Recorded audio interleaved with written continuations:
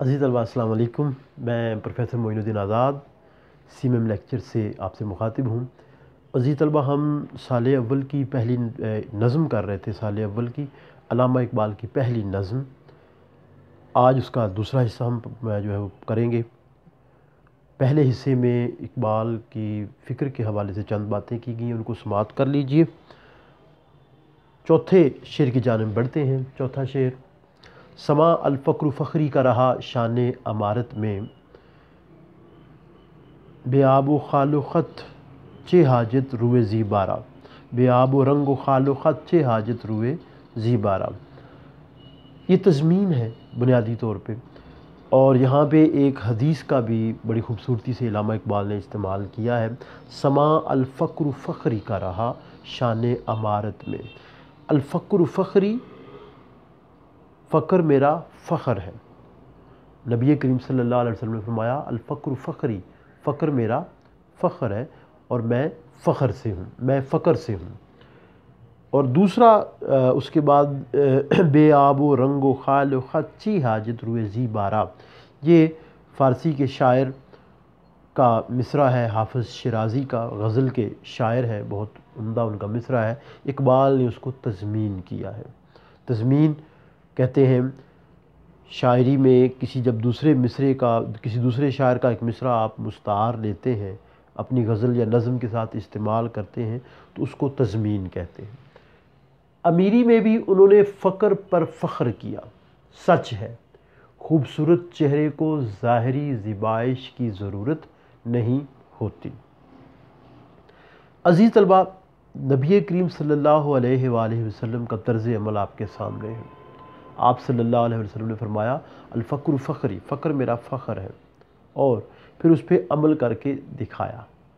مالی لحاظ سے آسودہ ہونے کے باوجود جو آپ زہد و تقوی اختیار کرتے ہیں وہی فقر ہے۔ اب نبی کریم صلی اللہ علیہ وسلم جن کے لیے کائنات بنی ان کے لیے کیا مشکل ہے، لیکن آپ نے جو فقر ہے، جو درویشی ہے، وہ اختیار کی۔ اور حضرت عائشہ فرماتی ہیں کہ کئی بار ایسا ہوتا کہ گھر میں تین دن تک چولہا نہ جلتا، یہ فقر ہے۔ پھر غزوہ خندق کے موقع پر جو ہے صحابی تشریف لائے تو انہوں نے اپنا پیٹ دکھایا جس پہ انہوں نے ایک پتھر باندھا ہوا تھا۔ نبی کریم صلی اللہ علیہ وسلم نے جو ہے وہ جب اپنا پیٹ دکھایا تو 2 پتھر باندھ رکھے تھے۔ کیوں؟ مراد یہ ہے کہ درویشی اختیار کرنا، فقر اختیار کرنا۔ پھر طرز رہن سہن بہت سادہ تھا۔ آپ صلی اللہ علیہ وسلم کے جسم پہ نشان پڑ جایا کرتے تھے چارپائی کے، بان کے، لیکن آپ نے درویشی اختیار کی۔ پھر وہی طرز عمل آگے صحابہ کرام نے بھی منتخب کیا۔ حضرت ابوبکر رضی اللہ تعالیٰ عنہ کا کیا طریقہ کار رہا کہ خلافت سے پہلے جو بکریاں دھوتے تھے، خلافت کے بعد بھی اسی عورت کی بکریاں دھوتے رہے۔ حضرت عمر سادگی میں اور بھی زیادہ آگے بڑھے ہوئے، دیکھیں کہ کیا مقام ہے کہ جا رہے ہیں غلام کے ساتھ سفر کر رہے ہیں تو خلافت بھی ہے، غلام کی باری کے مطابق اس کو بٹھاتے ہیں اور چلتے ہیں۔ پھر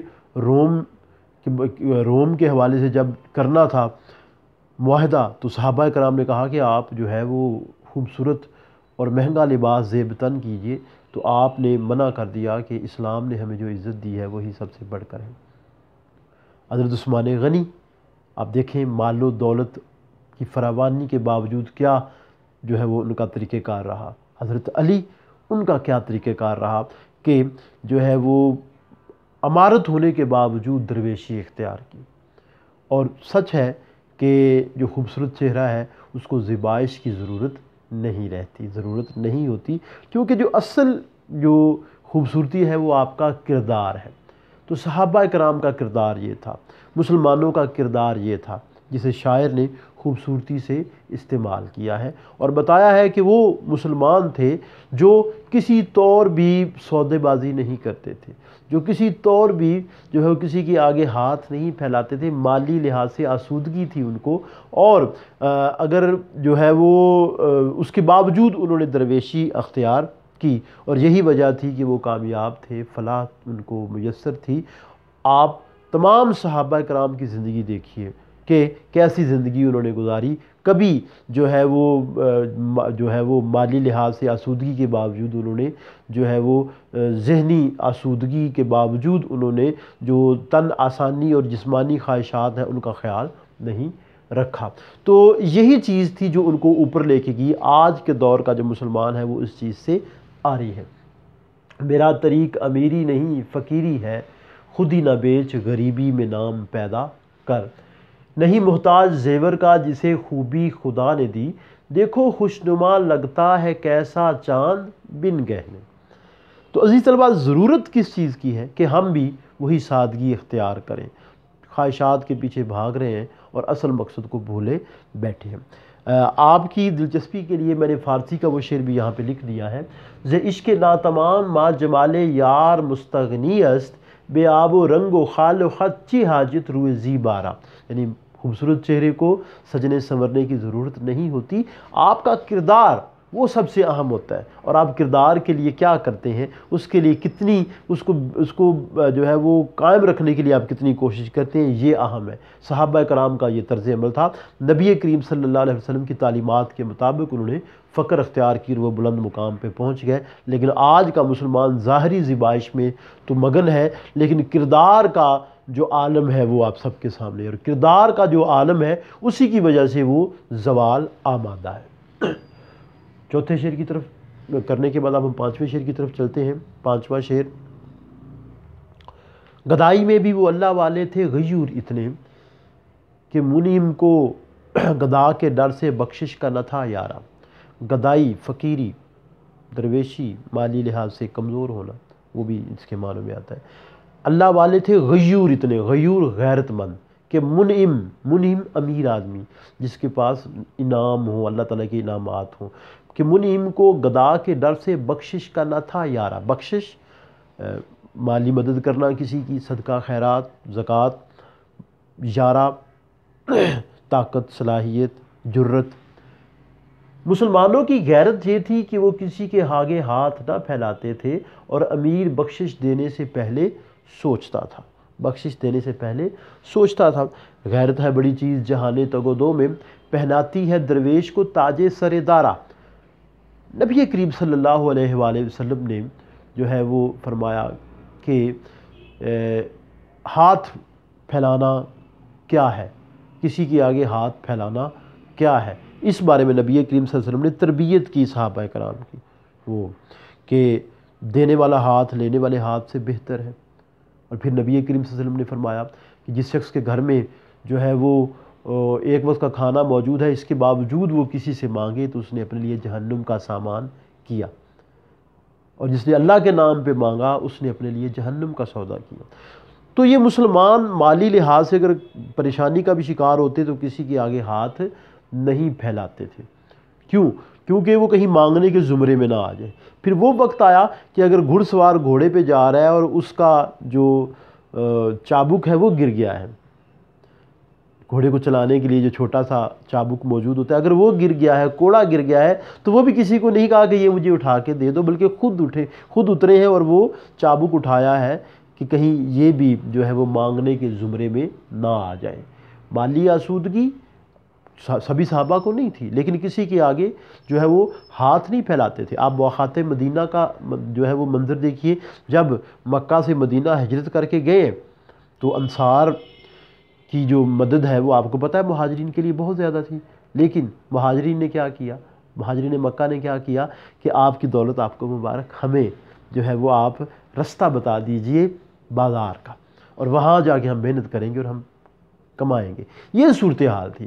تو یہ نبی کریم صلی اللہ علیہ وسلم کی تعلیمات کا یہ نتیجہ تھا. لیکن آج کا جو مسلمان ہے وہ اس چیز سے جو ہے وہ کوسوں دور ہے، ہاتھ پھیلاتا ہے. پانی پانی کر گئی مجھ کو قلندر کی یہ بات، تو جھکا جب غیر کے آگے، نہ من تیرا نہ تن. آج دیکھ لیں پاکستان، کیا کوئی بھی اسلامی ملک آپ دیکھ لیں، ہم IMF، ورلڈ بینک کے آگے، ایشیا بینک کے آگے ہاتھ پھیلاتے ہیں. کیوں؟ غیرت ہم نے ختم کر دی. ہم نے وہ جو حمیت تھی اس جذبے کو ختم کر دیا، لہذا زوال آمادہ ہے، پریشانی اور بدحالی کا شکار ہے. شاعر نے اسی چیز کی طرف اشارہ کیا ہے اور کہا کہ وہ مسلمانوں کا کردار تھا، کسی کے آگے ہاتھ نہ پھیلاتے تھے۔ آج کا مسلمان، ہماری صورتحال ہے، تھوڑی سی پریشانی ہو تو عالمی برادری مدد کرے۔ اب جب آپ کسی کے آگے ہاتھ پھیلائیں گے تو یہی کردار ہو، یہی چیز ہوگی۔ آپ کو ہمیشہ اپنے قوت بازو پہ بھروسہ کرنا چاہیے اور اپنے دستیاب وسائل میں کوشش کرنی چاہیے۔ آج کا مسلمان اس چیز سے دور ہے۔ تیری زندگی اسی سے، تیری آبرو اسی سے، جو رہی خودی تو شاہی، نہ رہی تو روح سے آہی۔ تو آج ہم روح سے آ کیوں ہیں؟ کیونکہ ہم نے دست طمع دراز کر دیا ہے، دوسروں کے آگے ہم ہاتھ پھیلاتے پھر رہے ہیں، لہذا زوال آمادہ ہے۔ اگلا شعر، اگر چاہوں تو نقشہ کھینچ کر الفاظ میں رکھ دوں، مگر تیرے تخیل سے فزوں تر ہے وہ نظارہ۔ یہاں پہ عزیز طلبہ علامہ اقبال نے بہت خوبصورتی سے جو ہے وہ اپنی شاعری کا بھی ذکر کیا ہے اور جو ہے وہ اس ماضی کی طرف بھی جو ہے وہ لے کے گئے ہیں۔ اگر چاہوں تو نقشہ کھینچ کر الفاظ میں رکھ دوں، اگر میں چاہوں تو الفاظ میں اس ماضی کا نقشہ کھینچ سکتا ہوں، لیکن تیرے تخیل سوچ سے فزوں تر ہے، بلند تر ہے وہ نظارہ منظر۔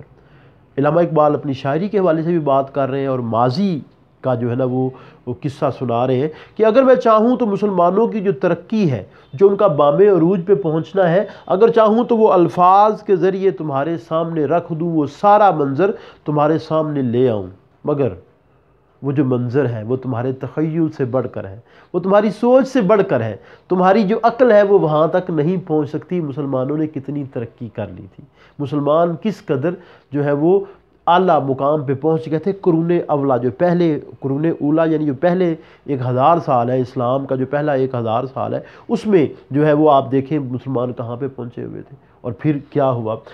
اب تک یاد ہے قوموں کو حکایت ان کی، نقش ہے صفائے ہستی پہ صداقت ان کی۔ مسلمانوں کی صداقت آج بھی یاد ہے ہر تقدیر کے قاضی کا یہ فتویٰ ہے ازل سے، ہے جرم ضعیفی کی سزا مرگ مفاجات۔ جب آپ جو ہے وہ جہد للبقاء کے اصول پہ نہیں چلتے تو پھر یہی معاملہ ہوتا ہے۔ وہی قومیں سرفراز ہوتی ہیں جو ماضی کو ساتھ رکھتی ہیں، مستقبل کی طرف دیکھتی ہیں اور آگے بڑھتی ہی چلی جاتی ہیں، لیکن ہم اس چیز سے عاری ہو چکے ہیں۔ آج کا مسلمان اس چیز سے عاری ہو چکا ہے، لہٰذا اقبال کہتے ہیں کہ تم اس منظر تک بھی نہیں پہنچ سکتے۔ ہے حرف آرزو بھی غلط جس مقام پر، واصف میں اس مقام پر حرف سخن میں ہوں۔ تو اقبال کا کہنا ہے کہ میں اس مقام کو ابھی لا سکتا ہوں، لیکن تمہاری سوچ وہاں تک نہیں پہنچتی۔ وہ جو منظر ہے وہ تمہارے تخیل سے فزوں تر ہے، بڑھ کر ہے، تم اس کا سوچ بھی نہیں سکتے، تمہاری عقل وہاں تک نہیں پہنچ سکتی۔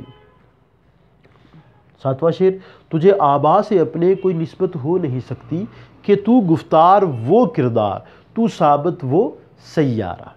آبا و اجداد، گفتار گفتگو کرنا، نسبت تعلق، ثابت رکا ہوا، سیارہ مسلسل محو سفر رہنا۔ تجھے اپنے آبا سے کوئی نسبت نہیں، وہ عمل کرتے تھے جب کہ تم عمل سے خالی ہو۔ سیارہ مسلسل جو ہے وہ آگے بڑھنے والی چیز، نسبت تعلق۔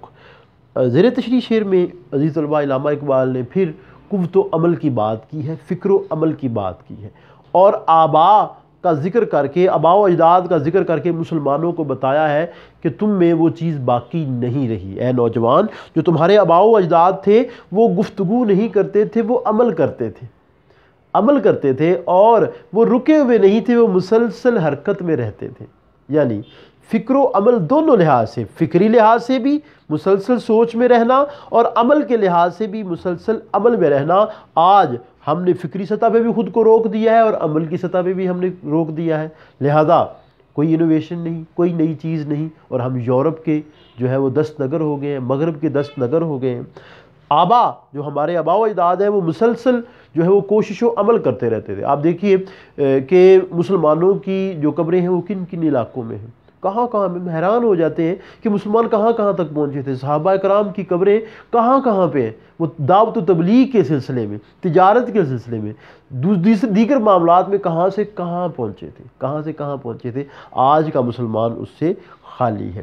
تو یہ تھے تو آبا وہ تمہارے ہی، مگر تم کیا ہو، ہاتھ پر ہاتھ دھرے منتظر فردا ہو، مستقبل کا انتظار کر رہے ہیں۔ رکاؤ خوب نہیں تباہ کی روانی میں کہ بو فساد کی آتی ہے بند پانی میں۔ آج کے دور کا مسلمان جو ہے وہ اس چیز سے پیچھے ہٹ گیا ہے، اور یہی اس کے زوال کی ایک بڑی وجہ ہے۔ پھر اقبال نے جو ہے حرکت میں برکت ہے، اگر خواہی حیات اندر خطر زی، اگر زندگی چاہتا ہے تو خطروں میں رہنا سیکھ۔ اقبال جو ہے وہ یہ نہیں کہتا کہ آپ ساحل پہ کھڑے ہو، وہ تو مسلسل جد و جہد، وہ تو سمندر میں دیکھنا چاہتے ہیں آپ کو، ٹھیک ہے۔ خدا تجھے کسی طوفان سے آشنا کر دے کہ تیرے بحر کی موجوں میں اضطراب نہیں۔ تو یہ اضطراب، یہ بے چینی، یہ چیز مسلمانوں کے اندر موجود نہیں رہی، اس لیے زوال آمادہ ہے، فکری سطح پہ بھی اور عمل کی سطح پہ بھی۔ فکری لحاظ سے ہم نے سوچنا چھوڑ دیا اور عمل تو ہم بالکل بھی نہیں کرتے۔ یہی وجہ ہے کہ زوال آئے جا رہا ہے اور اس کی تکمیل ابھی تک نہیں ہو رہی۔ عزیز طلبہ، یہ تھا آج کا لیکچر، امید ہے آپ کو پسند آیا ہوگا۔ ہمارا چینل سبسکرائب کیجئے، لائک کیجئے اور شیئر کیجئے۔ تیسرے لیکچر کے ساتھ پھر حاضر ہوں گے، تب تک کے لیے السلام علیکم۔